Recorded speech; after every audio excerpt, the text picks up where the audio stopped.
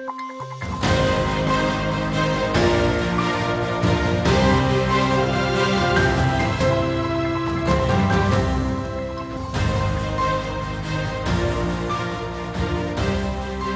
Monsieur, bonsoir. C'est l'une des questions qui domine l'actualité nationale en ce moment. Pourquoi un tissu économique aussi dynamique crée aussi peu de richesses et d'emplois pour les Marocains?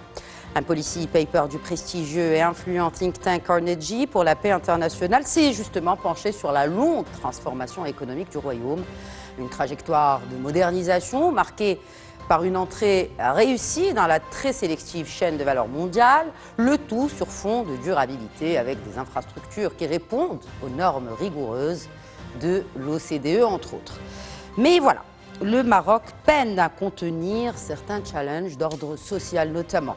Taux de chômage élevé, un pouvoir d'achat acculé par l'inflation et une économie qui peine à créer une richesse répartie de manière équitable.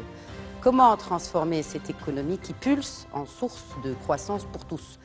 C'était donc l'objet d'un policy paper publié par Carnegie Endowment for International Peace. Nous avons avec nous le plaisir, et d'ailleurs de l'accueillir, l'auteur de cette analyse stratégique. Il est économiste et président-directeur général de Multipolarity Report. Bonsoir Alexandre Kateb et merci de vous joindre à nous depuis Paris.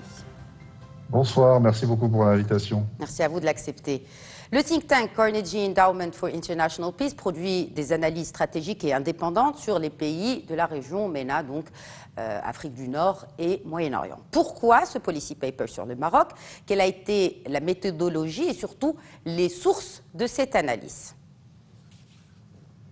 Écoutez, le policy paper répond à une actualité, si on peut dire, c'est les 25 ans du règne de Sa Majesté le roi Mohamed VI.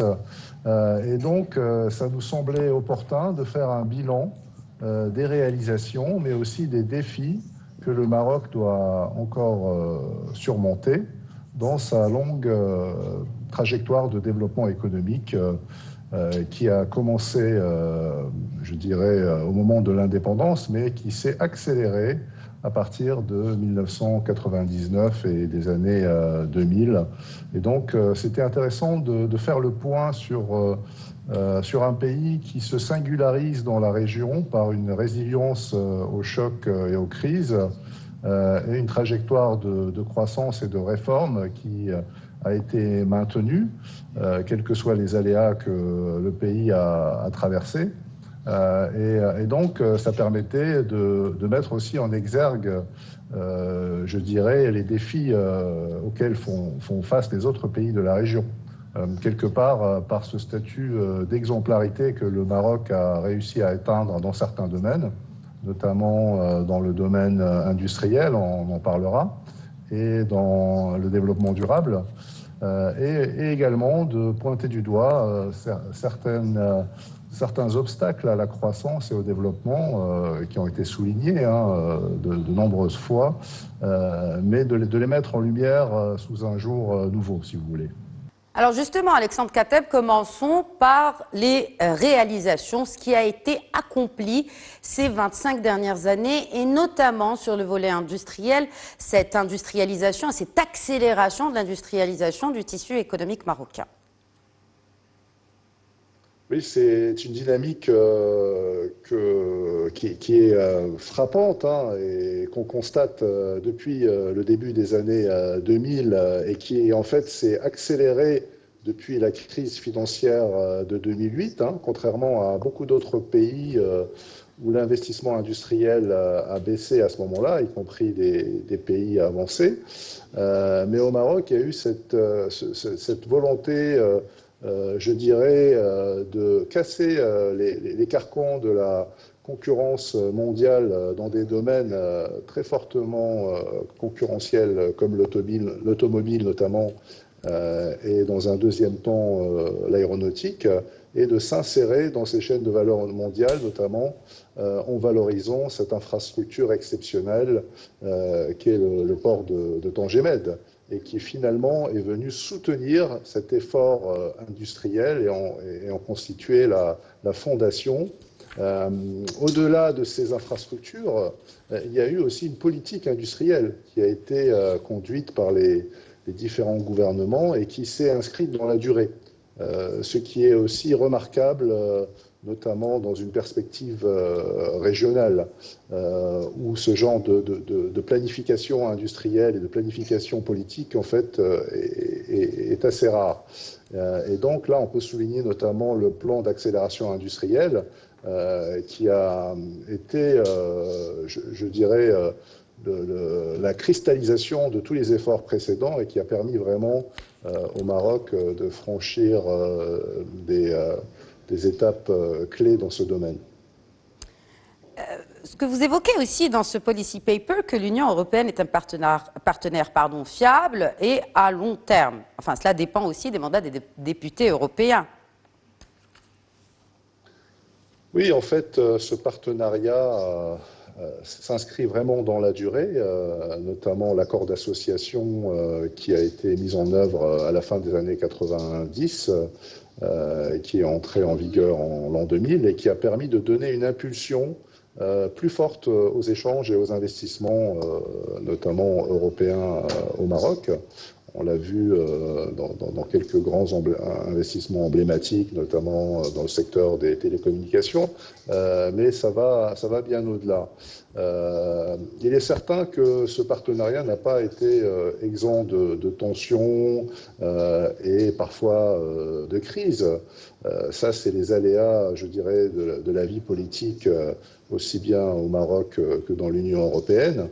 Mais on peut néanmoins voir qu'il y a une véritable, je dirais, logique d'intensification de ce partenariat dans la durée. Une logique qui s'inscrit dans le concept du tout sauf les institutions, en fait, qui a permis de rapprocher le Maroc des pays européens et qui demain peut-être pourra s'intensifier encore davantage. Justement, c'est un peu aussi la cristallisation de la présence du Maroc dans les chaînes de valeur mondiales. Ceci étant dit, on ne peut parler d'un partenariat aujourd'hui avec l'UE sans parler vert ou durabilité. Comment les décisions prises par le Maroc il y a quelques années pour transformer son modèle énergétique jouent en faveur de la compétitivité d'un produit qui est fabriqué au Maroc, notamment dans ces chaînes de valeur mondiales? Oui, je crois que cette politique qui a été conduite, notamment à partir de 2009 avec la stratégie nationale de l'énergie, est fondamentale pour préparer le Maroc aux défis actuels et à venir en la matière, notamment au moment où l'Union européenne s'apprête à imposer le mécanisme d'ajustement carbone aux frontières, qui consiste en fait en une taxe carbone sur les importations des pays tiers.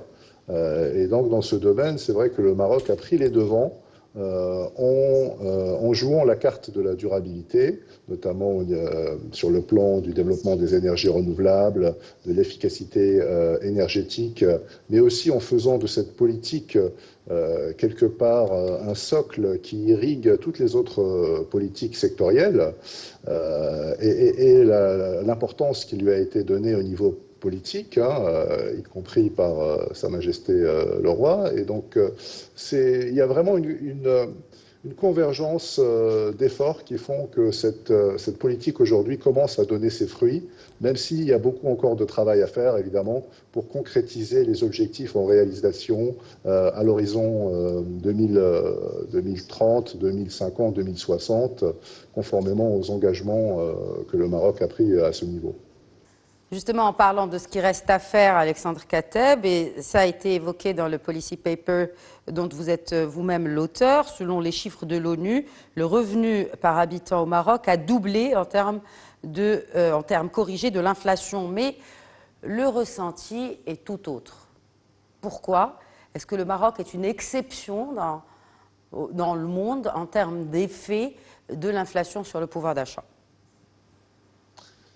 C'est une excellente question et la réponse est complexe, évidemment. En fait, il faut replacer cette question dans la longue durée. Et c'est ce que j'ai essayé de faire dans cet article, de montrer notamment que la transformation économique a été portée par ces politiques volontaristes, notamment au niveau industriel, mais il y a également des freins au niveau de cette transformation économique, notamment avec un secteur agricole qui connaît une faible hausse de la productivité, qui dépend toujours de la pluviométrie, en tout cas pour sa partie vivrière, non commerciale. Et donc, en fait, le nœud gordien du problème, il est là. C'est de réussir à développer la productivité de ce secteur et en même temps de créer les emplois en qualité et en nombre suffisant pour permettre à cette force de travail d'occuper des emplois à forte productivité dans d'autres secteurs. Et ce déversement intersectoriel se fait dans la durée. Alors, Alexandre Kateb, justement, comment penser inclusivité? Est-ce qu'il faut penser économie inclusive ou croissance inclusive pour créer davantage d'emplois? Il faut penser l'économie comme un ensemble, effectivement, dans lequel il y a des notions de compétitivité, mais aussi d'inclusion, c'est-à-dire penser à la fois les dimensions de l'offre et de la demande. La politique qui a été conduite, je dirais, dans les premières années de l'essor industriel a été marquée plutôt par l'offre. Et puis ensuite, à partir des années 2015 et plus encore depuis la pandémie du Covid, il y a eu un tournant vers des politiques de soutien de la demande, notamment à travers la grande réforme de la protection sociale. Je dirais que c'est la combinaison de ces deux types de politiques qui permettent de donner des fondations solides pour la croissance et le développement économique. Ça crée de la frustration parce que, en fait, les effets ne peuvent s'observer que dans la durée. Et donc, en attendant qu'il y ait cet effet d'entraînement, je dirais, qui englobe toute l'économie, il faut des mesures de soutien, notamment des catégories populaires. C'est ce qui a été mis en place, notamment avec les allocations familiales, d'autres dispositifs également, qui permettent finalement d'opérer une redistribution de la richesse. Cette problématique de la redistribution, je pense qu'elle va s'inscrire durablement dans l'agenda politique et institutionnel, parce qu'effectivement, il y a encore des efforts à faire, notamment sur le plan fiscal. Est-ce que vous pensez que les investissements de l'État peuvent se diffuser de façon beaucoup plus uniforme dans l'économie qu'ils le sont déjà aujourd'hui? L'État a beaucoup investi au Maroc. Je dirais que c'est l'État qui porte la dynamique d'investissement depuis des décennies. Et quand je parle de l'État, ça inclut évidemment les entreprises publiques. Le vrai défi aujourd'hui, c'est d'accélérer l'investissement privé et de libérer l'investissement privé. Un petit peu comme ça a été fait dans un certain nombre de pays asiatiques, que ce soit la Chine, le Vietnam ou d'autres, c'est-à-dire de donner des opportunités en bas de l'échelle sociale pour créer des entreprises et les insérer dans des tissus, notamment des tissus de production, d'exportation, et créer cet effet d'entraînement par le bas, en fait. Et qui vient compléter la dynamique impulsée par les grandes entreprises publiques et par les multinationales qui tirent le secteur industriel notamment. Là, on peut aussi évoquer la responsabilité sociale de l'entreprise.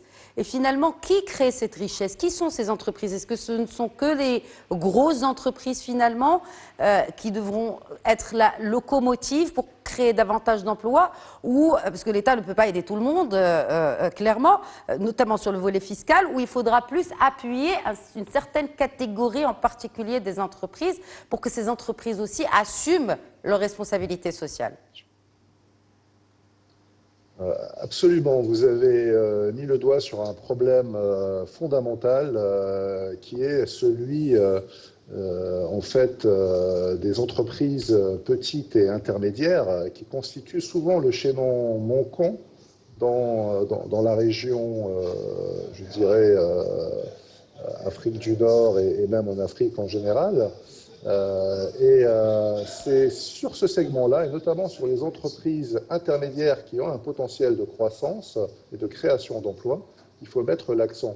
Le problème, ce n'est pas finalement de créer des micro-entreprises, il y en a beaucoup au Maroc, c'est de permettre à ces micro-entreprises de croître, de créer des emplois qui vont eux-mêmes ensuite contribuer à la hausse de la productivité, à la consommation et alimenter ainsi la transformation économique. C'est au niveau de ce chaînon manquant qu'il faut mettre l'effort en termes de financement, en termes d'accompagnement, notamment les dispositifs de formation, etc., qui permettent à ces entreprises d'avancer sereinement dans leur développement. Quelle devrait être la place de l'État, justement, pour améliorer ce tissu productif? D'autant plus est-ce qu'on n'en demande pas assez ou on en demande trop? Où doit se situer la responsabilité de l'État dans cette particularité industrielle et de création de richesses et d'emplois? L'État doit accompagner cette logique de développement, d'industrialisation, mais aussi de transformation du secteur agricole. Et donc la responsabilité de l'État est forte à tous les niveaux, c'est-à-dire au niveau de l'État central, mais aussi au niveau local. Là-dessus, le Maroc peut s'appuyer sur les réformes de régionalisation et de décentralisation qui ont été mises en place et qui permettraient d'impulser des dynamiques locales plus fortes si on donne tous les moyens aux responsables sur le terrain.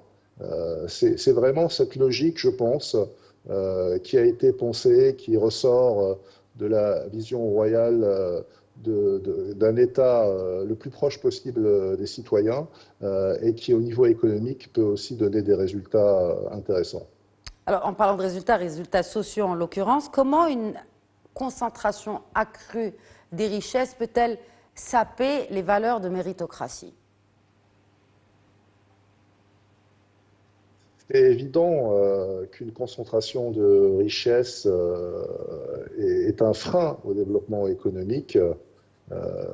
C'est le résultat de dynamiques de développement qui ont permis à certains secteurs et à certaines régions d'émerger, mais qui ont laissé derrière d'autres régions et d'autres parties de la population. Et donc effectivement, j'ai souligné dans l'article cet impératif de la réforme fiscale qui est inscrite, je crois, aujourd'hui au budget 2025, mais effectivement, il ne pourra pas y avoir de véritable développement économique sans cette logique de redistribution qui passe par la fiscalité. L'élargissement de la base fiscale, une plus grande équité, et évidemment une plus grande redistribution qui doit permettre de valoriser le capital humain de toute la population marocaine. Alors, avant de clôturer ce chapitre économique de votre policy paper, il y a ce piège du revenu moyen que vous évoquez. Le Maroc travaille pour sortir de ce trap, de ce piège de pays à revenu moyen, mais il reste beaucoup à faire. Comment changer cela ou du moins œuvrer pour dépasser ce piège-là? C'est très difficile de sortir de ce piège. Il y a très peu de pays en fait qui ont réussi vraiment à sortir et à passer au stade de pays avancés. On peut citer évidemment les pays d'Asie de l'Est comme la Corée du Sud, Taïwan, etc., la Malaisie aussi. Ces pays-là ont investi de manière très forte dans le capital humain, dans l'innovation, dans la technologie, et ont développé des bases industrielles en un temps record qui leur ont permis d'absorber l'excédent de main-d'œuvre qu'ils avaient, mais également de hisser la productivité du secteur agricole. Donc c'est cette logique en fait qu'il faut mettre en œuvre, mais en l'adaptant, je dirais, au XXIe siècle, en tenant compte de l'emploi qui peut être créé davantage dans les services, notamment les services de la connaissance, et qui le seront moins à l'avenir dans l'industrie manufacturière à proprement parler. Sachant que cette dichotomie, en fait, est assez artificielle, puisque l'industrie a besoin des services et les services ont également besoin de l'industrie pour gagner en productivité. Très bien. Autre constat de ce policy paper, c'est le risque géopolitique, un autre élément imprévisible qui doit être soigneusement géré, pour reprendre les termes de votre policy paper. Et vous évoquez les tensions avec l'Algérie, qui ont considérablement augmenté depuis 2020, et vous préconisez une stratégie de désescalade associée à une reprise des négociations qui pourrait éviter une coûteuse course aux armements. Bref, comment mettre en place une stratégie de désescalade si une partie refuse d'admettre qu'elle est active dans un conflit factice depuis près de 5 décennies? Comment envisagez-vous cette stratégie de désescalade? Vous savez, c'est très complexe de régler des problèmes géopolitiques, peut-être encore plus que les questions économiques. Mais c'est des questions géopolitiques qui coûtent beaucoup aux économies, notamment de l'Union du Maghreb. Absolument, absolument. Et en fait, c'est pour ça que j'ai mis l'accent sur ce coût géopolitique et en fait cette croissance qui est perdue à cause de ces problèmes et de ces conflits qui sont des conflits, je dirais, qui durent depuis des décennies. Sans que aucun pays, aucune partie intéressée à ce conflit n'y gagne véritablement. Et donc, la désescalade, de toute manière, pour moi, c'est la seule solution. Il ne peut pas y avoir d'autres solutions, d'escalade militaire, par exemple. Est-ce que la course à l'armement, selon l'économiste que vous êtes, Alexandre Kateb, est-ce que la course à l'armement affecte le citoyen dans sa vie de tous les jours? Est-ce qu'elle affecte aussi son bien-être, son épanouissement? Absolument, absolument. La course à l'armement, en fait, il faut savoir que c'est des ressources qui sont investies dans le domaine de la défense, de la sécurité et du domaine militaire, et qui ne sont pas investies dans le développement. Et donc, quelque part, si le Maroc a aussi investi tout ce qu'il... considérablement dans les infrastructures, c'est parce que les tensions avaient considérablement baissé depuis les années 1980 et la signature d'un cessez-le-feu sur ce conflit en particulier, et que ces ressources ont pu être investies dans le développement. Mais on voit des exemples partout dans le monde où en fait l'escalade et la tension se traduisent par des dépenses militaires rapportées au PIB qui connaissent souvent des croissances exponentielles et qui se finissent par provoquer une crise économique et une crise politique dans les pays concernés. Et donc, effectivement, cette stratégie de désescalade, voire de dépassement en fait, du conflit pour réfléchir à un avenir commun, car il faut se projeter à long terme. Je pense qu'aujourd'hui, il faut avoir cette ambition. Et comme vous dites, c'est pas facile, mais on ne règle pas les conflits en parlant à ses amis. C'est une négociation, c'est des discussions qui doivent être conduites au plus haut niveau, évidemment. dans l'intérêt de toutes les parties concernées. Et je pense qu'à un moment donné, la raison finira par primer, y compris là où il y a aujourd'hui des obstacles. Oui, encore faut-il qu'il y ait de la raison dans justement ces négociations ou ces potentielles négociations et que chacun puisse enfin assumer ses responsabilités pleinement. En tout cas, encore merci Alexandre Kateb, merci d'avoir été avec nous. Je rappelle que vous êtes donc l'auteur de ce policy paper, de cette analyse sur la transformation économique du Maroc, sur les réalisations depuis 25 ans, mais aussi sur ce qui reste à faire, notamment pour une économie plus inclusive. Encore une fois, merci au nom de Média TV d'avoir répondu à nos questions. Merci pour l'invitation. Merci à vous de l'accepter et d'avoir répondu à nos questions. Voilà, c'est la fin de Questions d'actu. Très bonne soirée.